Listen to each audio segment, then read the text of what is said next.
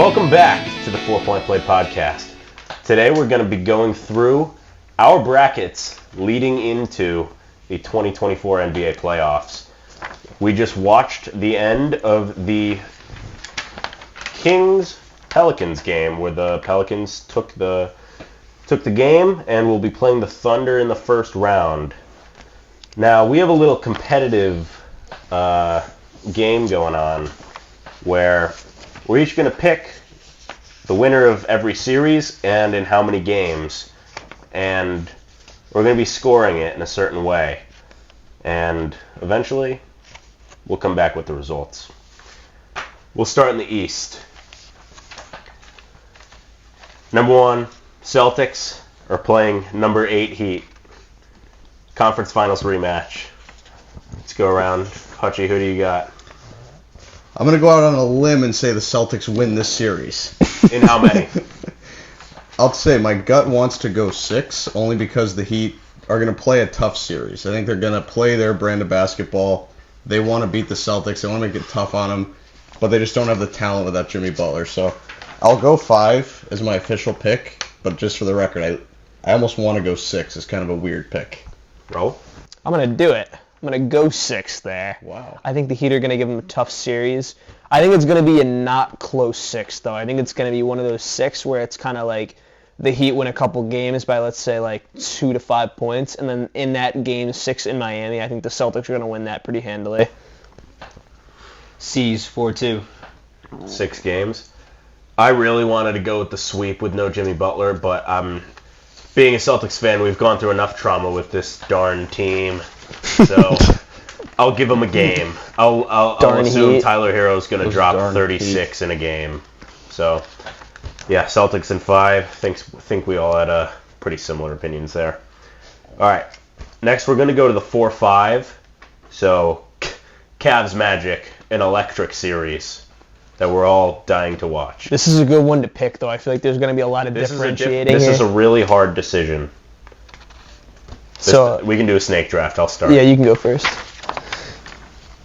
I went back and forth all day today on this series. This was my hardest decision, but I went with my heart. Magic in 6. I did Cavaliers in 6. I did Cavs in 7. Okay. I'll say I spent more time thinking about this pick than I'll spend watching the series. And through that thought, I've come up with Magic in 6. Oh, yes! Alrighty. What are we thinking? Did you just do that just because you don't care much, or No, you got some logic behind it? there's logic behind it. Good. I'm not going to watch it. Yeah. Alright. Here's my take. I think Donovan Mitchell just recently came back from injury. Hasn't been completely the same guy he was before. They had a little hot streak in the middle of the season that kind of got them to this 4 seed. But that was also when 2 of their players were injured. When I believe Mobley was out for a leg injury and Darius Garland had a broken face, a broken jaw. So, they might have had a little bit of a lucky stretch. We watched them get smoked last year in 5 by the Knicks, that are a worse Knicks team than this year. And the Magic have been nothing but incredible this year compared to what expectations were. I think Jalen Suggs is going to put the work in on Donovan Mitchell.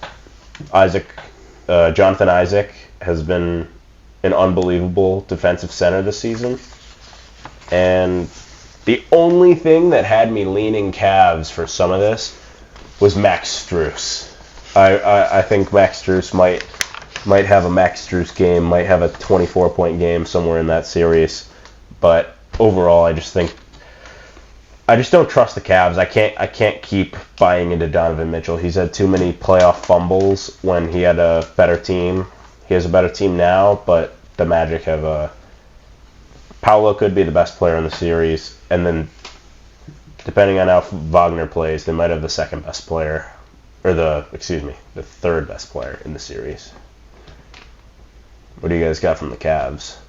Well, I chose the Cavs just because, I don't have, a ton of faith that either team's going to go far, like super far. Yeah. But I chose the Cavs because I think Donovan Mitchell's the best. Like he's the best player out of the two teams. Yeah. And they have like a decent core. Like when they're all on, like you have Garland, you have Evan Mobley. You have like a lot of good pieces, and Strus too. Like he's a clutch playoff performer. We saw him last year in Miami. So Yeah. he followed that up with a good season. So. I like Strus too. No, I agree. This could go either way. You picked Cavs in 7. I did pick Cavs in 7, and like Hutch, I think I'm not going to watch a second of this series. I'm not going to watch the Cavs and the Magic play, most likely, but... but you are forgetting you mentioned Max Strus. There's a couple more white boys on the team that can actually do a little business on there. You got Dean Wade and Sam Merrill who can He's good. So I think that those two guys are actually going to be a little interesting factors in it. I think Donovan Mitchell, though, and also it's the fact that the Cavs need to win the game. Win the series. Like the Magic, they don't really have. They're kind of playing with house money at this point. Like they're good. They're better than expected. They've had a really great year. They've had a really good coach, really good team, and at this point, I think the Cavs just need it. They've got a solid roster. They underperformed last year. They got 2 pretty good bigs. I'm not sure how that fit's going to work because neither of them can really shoot, and maybe they're going to have to stagger the lineups a little bit there. Yeah. But no, I like Max Strus, especially like you were saying, Mike. I do agree. I think Donovan Mitchell's the best player in the series for sure. And Garland's a little underrated too, I think. So by the skin of the teeth, I went Cavs in 7. I do like what the Magic have though. I also kind of like the playing with house money. Sometimes this is what happened with the Celtics and the Bucks last year. The Bucks had Giannis get injured, but Celtics go into the series, the Heat have nothing to prove, and they go out and you play free. Celtics were the favorites at that point and just choked. I can 100% see the Cavs choking here. Yeah, the Heat had nothing to lose last year, which is kind of a benefit, so you can see that working both ways. You got anything else to add in terms of Magic, Hutch? I convinced myself. Your Magic? Yeah, you're the Magic specialist here. We got My Orlando Magic have got a good chance here. I kind of convinced myself both teams can win the series. Obviously, picking in 6, you're always kind of giving a little bit of there's a chance either team can win. I almost went Magic in 7. I feel like I like the Cavs team as an offensive roster, and I think they should be able to win this series just based on the talent that they have. I don't think the Magic have as much offensive ability. That's why people are even saying maybe Clay should go there in the offseason, just because they could use a veteran wing shooter. Yeah, they could use a shooter. And their defense is good, but again, that's in the regular season, how many teams are playing hard defense. So I don't know if that's going to help them much come playoff time. So I could see it either way. They're both great defensive teams. Yeah. I like all these opinions. It could go either way. All right, we'll hop into our next series, the 2-7. Great series, probably one of the best. Knicks 76ers. Right now we have not a ton of information on Joel Embiid's status. As of right now, he's not ruled out for any of the games, but he hasn't really had a healthy playoff run ever, and he just recently came back from a pretty scary MCL injury, and it seems like in the play-in game it bothered him a little. Who do you have coming out of this series, Hutch?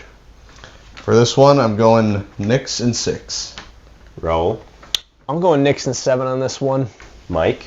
Knicks in 7. Knicks in 6. Wow. I like that pick. The national media agrees with us. I saw the ESPN. I've heard mainly 76ers, funny enough. I've We seen a lot of must people watch picking completely different sources. Everything we say is different. This is a good series, so. Yeah. But It's going to be fun. I just don't see Joel. The way he was playing in that play-in game, he looked awful. And I know everyone says, he's put up 30 a game almost since he's come back, and they're undefeated. But Joel Embiid's so good he can score in his sleep. But to beat this Knicks team, you need Joel at least 90%, and he's not that right now. So I don't see it. And this Knicks team too, they have Hartenstein, he's a big body. He can match up on Embiid defensively. Yeah. They've got obviously Brunson leading the charge. They have Randall. A lot of good pieces too, Dante DiVincenzo. If OG is healthy, I know he's been battling. I think he's on the court right now, but he's another great two-way guy. So You're right. They have a great roster. I think, and the Sixers, I could see both of these teams.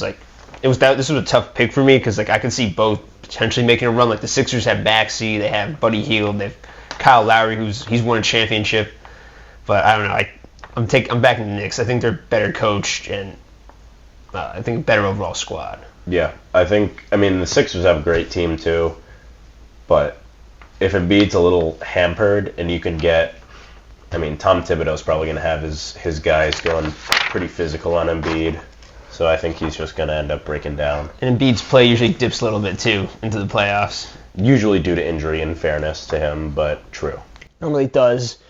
And I did pull a Chris Broussard here and change my pick right before we started this. I was going to go Sixers in 7, but then I changed my pick here, and mainly due to the fact, once again, with the injury type thing. I know that Embiid, they just played in the play-in, and now they're going to have 4 days off, and Embiid's going to, probably get a little bit healthier. They're going to do some physical therapy on it, maybe rehab him a little bit more, but it is only 4 days. But then again, the Knicks had a week. They had a little bit longer. OG Anunoby is a guy who's coming back from injury as well. With his elbow flaring up all the time.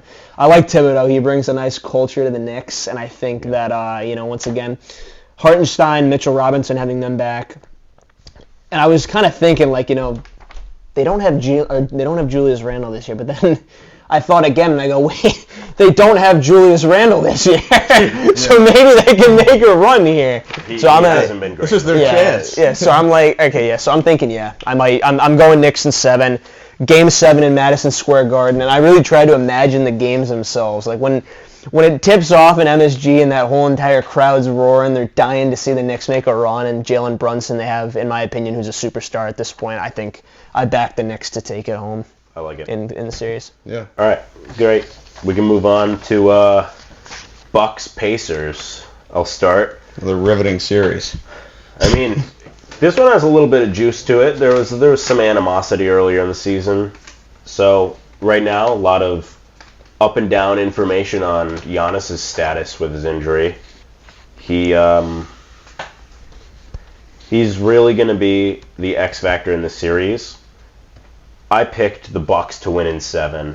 I think of all times, this is Damian Lillard's time. He really has to put on the belt and actually pull this off. Help out. You requested a trade. You came to the Bucks, maybe unwillingly, but nevertheless, you're on a championship level roster, and you need to be able to win at least one of the first 2 games and hope Giannis comes back for the end of the series, which is why I picked Bucks in 7. I think it might lean the Pacers' way early in the series. I'm banking on Giannis coming back and finishing out the series, and I hope Dame can keep them in it. Obviously, the Pacers are favored on all the betting sites right now. A lot of people, I haven't heard one person in the media pick the Bucks. Every single person I've heard talking this week has picked the Pacers. But I don't know. I believe in Giannis. He's the second best player in the world, and really it's up to Dame. I've been a Dame hater for a long time. This is his chance to prove it to me. I took Bucks in 7, and I took that into account without Giannis even really playing much, if at all. Because I think even without Giannis, I think Dame can lead this team. He should. At least out of this round. He should be able to. If Giannis is out anything more than that, I don't really think they can do much, but I think he can beat the Pacers. They're not a world beater, and Halliburton got hurt too, and he hasn't been quite the same in the second half of the stretch. Great. And they're not who are they? Who do they have that's really? I mean, they have Siakam, who's solid, but they don't have. I think they got a little worse with Siakam. They slowed down. It might also be just a result of Tyrese's injury, but I don't think he's really. They're not the same team that beat the Bucks 4-1 in the season series they played. And if Giannis can get at least a couple games in, at least, I have it going 7, but if he can play at least half of that, then I think the Bucks have a good shot. And Siakam is really the only guy on that team that has any playoff experience. Tyrese Halliburton's never played in a playoff game, and he's been not great since he came back. Dame does play pretty well, and Giannis isn't there too for the most part. So yeah, Rel. I actually agree with both of you, and I know I'm the Giannis hater on the pod. I like to hate on Giannis, but I do agree. I 100% do agree that he is the second best player in the world, and I don't think it's close either. I think it goes Jokic, Giannis, and I think that after that it's definitely a gap. And I'm banking on Giannis missing 3 games. If Giannis misses 3 games, all the Bucks have to do is win one. That's it. That's exactly. You just have to win one, and I think 3 games is almost a week. You give Giannis another week. He's been out a week already. He heals quickly. 3 games, as long as you don't fall into a 3-0 hole, you're very much so alive in this series. So I'm going to take Bucks in 7. I think if Giannis comes back in Game 4, and he's only 80%, honestly. If he's 80%, I got them winning that. So Yeah. Bucks in 7 there. So this might be the closest series then in our minds, because I go Pacers in 7, Okay. but we all said 7.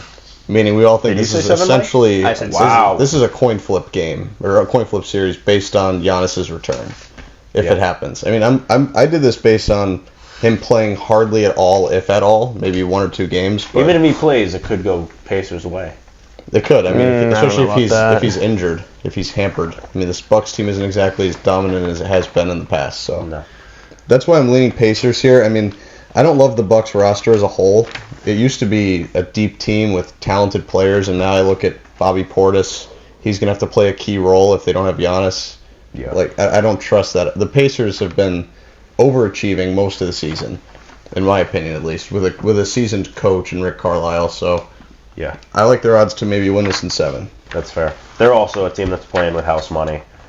All right, we're going to stick with the East and go to round 2. So, coming out of the 1-8 and 4-5, I have the Celtics playing the Magic, and I have the Celtics winning that in 5 games. I have Celtics Cavs, and I have the C's taking it 4-2. I got the same thing as you, Mike. I got Celtics Cavs. I got Celtics in 6. I think that's what it's going to be. I have the same as Thomas, Celtics in 5 against the the Orlando Magic. I love it. Me and Hutch have pretty similar so far. All right, I don't think there's too much to discuss there. The Celtics are just... It's a cakewalk, their path. If they don't Yeah. make the finals, it's an all-time meltdown. Yeah. We don't have to cover the Celtics too much until we get to the finals. I assume we all have them there. All right, then we got the 2-7, 3-6 series. So I have Knicks Bucks, and I got Knicks in 6 again. I've got same thing, Knicks Bucks, but I have it Knicks in 7. Okay. Same thing as Mike there. I got Knicks in 7 once again. I have Knicks in 6 against the Pacers. Oh, I love it. Yeah, so here's my take on this. Because we're doing this as a bit of a competition, I couldn't have the Bucks going to my conference finals because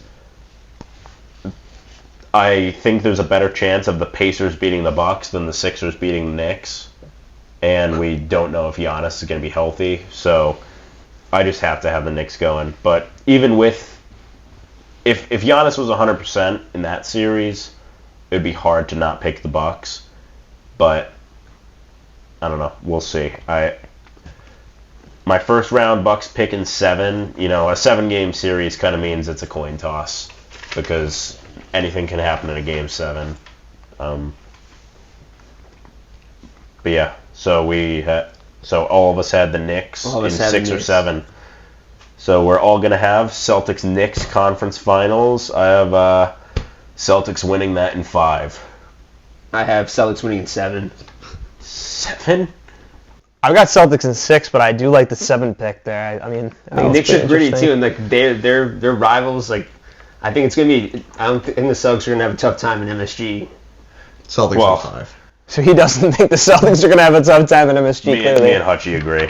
The Knicks will get 1 game in MSG. They're not taking any games in TD Garden. I think they're getting 2, and I think they're getting 2 at home. Maybe. MSG's it's a fortress. I mean, they're close. I think there's going to be a lot of Celtics fans at MSG and a lot of Knicks fans at TD, but I don't know. This Knicks team to me doesn't, with Julius Randle, even though he is like a playoff choker a little bit, I just don't see this Knicks team the way It's it's. such a talent discrepancy. I mean, you could argue the Celtics have the 2 best players in the series. You could argue could it. make You could an argument argue that Jalen it. Brown is better than Jalen Brunson. I mean, I'd take Brunson. Yeah, I'd take I would Brunson too. as well. I would too. I think everyone Kind of would. historically, Jalen Brown's better. You're right. Is what you're saying. Yeah. Yeah.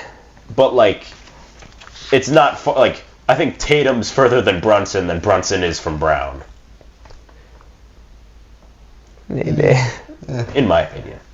I was just going to say, too, one thing about that is that the Knicks go to the conference finals. I mean, if they beat the Sixers and the Bucks on the way there, I mean, I know they're going to be exhausted, but once again, Tibbs plays his guys 48 minutes a night. I mean, he's going to get – Josh Hart's not leaving the floor. Yeah. So I just think that at that point, if they make it that far, I mean, obviously they're not going to win the series, in my opinion, but, like, I just think that you're going to take 2 games. You know, it's like you've made it that far, and it's like they're a gritty team, a well-coached team. I think they have the better coach in the series, so I think they'd take 2 games from the Celtics. I guess. And they're an inspired team, too. Like, there's a lot of energy around this team. Like, you know, Brunson's hype. Like, a lot of these guys are really into it, and I think, like, the vibes are there. Like, they're not going to – I don't think they're going to go out, like, assuming those guys are all, like, still healthy, like, no one else goes down, like, I think they're going to put up a fight. And they've got pieces. Yeah. Like, I mean, OG can play. Dante can play.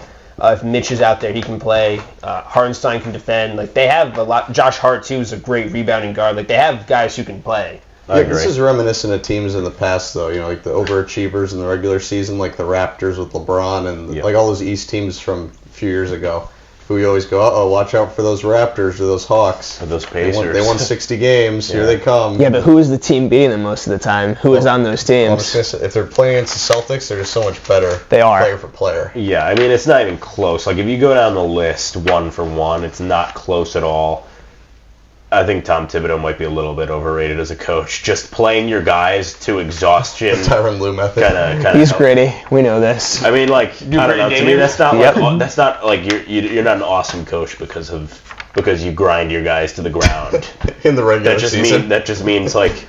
I mean, I give him credit. This team was like a dumpster team. They hadn't made the playoffs in like 10 years, and he completely changed everything about this team. They were perennial losers for a long time. I'd argue the general manager, Leon Poe, did a little more than Thibodeau did in turning this team around. I mean, they've had like talented players in this team before. And it's been a while. I mean, last time they were in the playoffs was with Carmelo Anthony, and that was almost like a decade ago. So I think he's turned around like this team a lot, and you have to give him credit and the GM. But yeah, True. Agreed. Yeah. So the Celtics will be in the finals. That's what we just. All of us have that. Everyone has Celtics in the finals. Seems like a wash there. One more me. Thank you for watching this episode of the 4-Point Play. Make sure to check out some of our other videos. Like and subscribe.